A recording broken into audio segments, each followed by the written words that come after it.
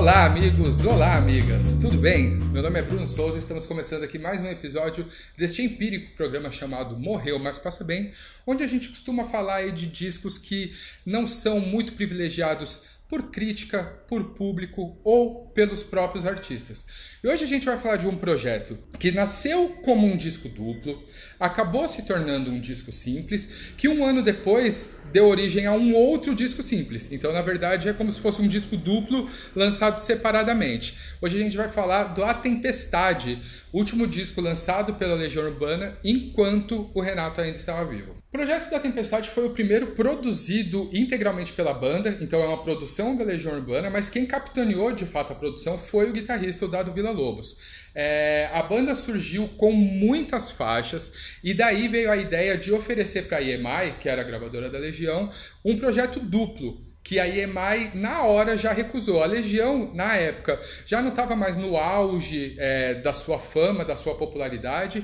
Então, quando eles ofereceram essa ideia de um disco duplo, a EMI na hora recusou. Meio que o que aconteceu lá nos anos 80, quando a banda ofereceu um projeto duplo também, chamado Mitologia e Intuição, que era uma ideia do Renato, a gravadora recusou. E no fim das contas, esse projeto acabou gerando o 2 e o Que País é Esse? Que segundo e terceiro álbuns da Legião. Com esse lance todo da gravadora recusar o projeto como um disco duplo, a banda decidiu, obviamente, ali limar, separar o que eles consideravam que tinha de melhor no trabalho, e aí separaram ali 15 músicas e foram para o estúdio trabalhar essas músicas.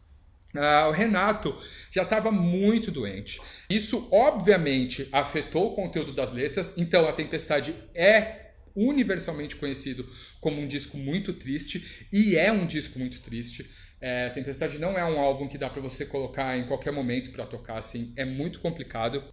As letras lidam muito com ou o desamor, que era algo com o qual que vinha realmente tomando espaço nas letras do Renato nos últimos discos da Legião, ou com a despedida, que obviamente era algo que ele já via chegando ali logo à frente. Com esse lance todo, o Renato acabou tomando uma decisão muito curiosa. Assim, ele decidiu não gravar vocais em versão final para nenhuma das faixas, exceto para a Via Láctea, que acabou se tornando aí o primeiro single do disco.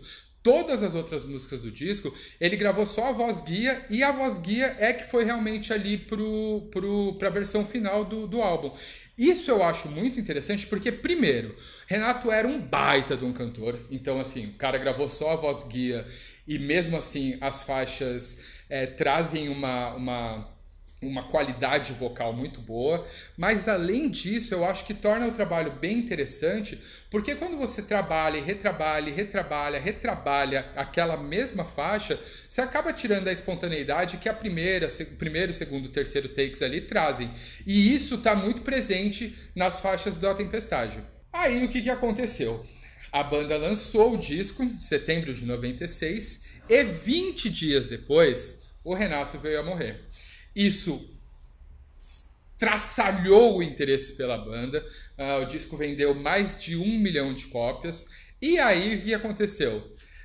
A EMI decidiu que, não, a gente não queria lançar um disco duplo. Claro que a gente queria lançar um disco duplo, vamos trabalhar essas outras músicas e vamos meter no mercado aí. Dado e Bonfá, que também não iriam se recusar a isso de certa forma, toparam a ideia, e aí, A Tempestade, o disco, foi lançado em setembro, o Renato morreu em outubro, e em janeiro de 97, o Dado e o Bonfá estavam de volta no estúdio para dar uns toques finais naquelas músicas que tinham sobrado das sessões de gravação da Tempestade e lançar todo esse material como um novo disco. O Renato, nessa de gravar a voz guia, já tinha deixado voz gravada para praticamente todas as faixas desse projeto como um todo, pensando realmente nele ali como um disco duplo. Então todo esse material que sobrou, aliás, quase todo esse material que sobrou para esse outro disco, tinha vocais do Renato para serem inseridos ali nas faixas.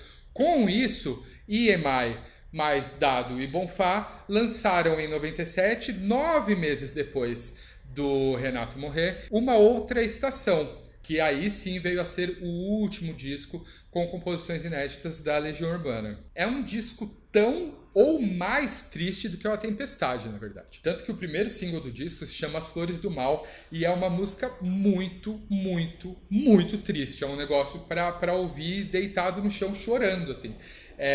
Eu fico com a impressão que nessa de limar o melhor material para A Tempestade, obviamente teve dedo ali da EMI de colocar coisas que não eram tão pesadas, com temáticas tão pesadas. E aí, quando eles tiveram realmente aí que trabalhar só com o que tinha sobrado, essas coisas com temáticas muito pesadas acabaram surgindo. Os caras não tinham outra opção, só tinham esse material, então elas acabaram saindo numa outra estação. Tem uma faixa, por exemplo, que chama Clarice, que é uma faixa de mais de 10 minutos, que fala basicamente sobre depressão e automutilação. O disco ele vai todo nessa pegada, assim, é um negócio muito, muito denso, com temáticas muito pesadas. Assim. Desse álbum, dessa segunda parte do projeto, né, do Uma Outra Estação, além de Clarice, eu destaco Dado Viciado, que na verdade assim, nem é uma das minhas faixas favoritas, mas ela acabou sendo muito falada na época do lançamento, porque muita gente foi levada a acreditar que o Renato estava falando do Dado Villa-Lobos, quando não era. Na verdade, a letra é escrita sobre um primo dele,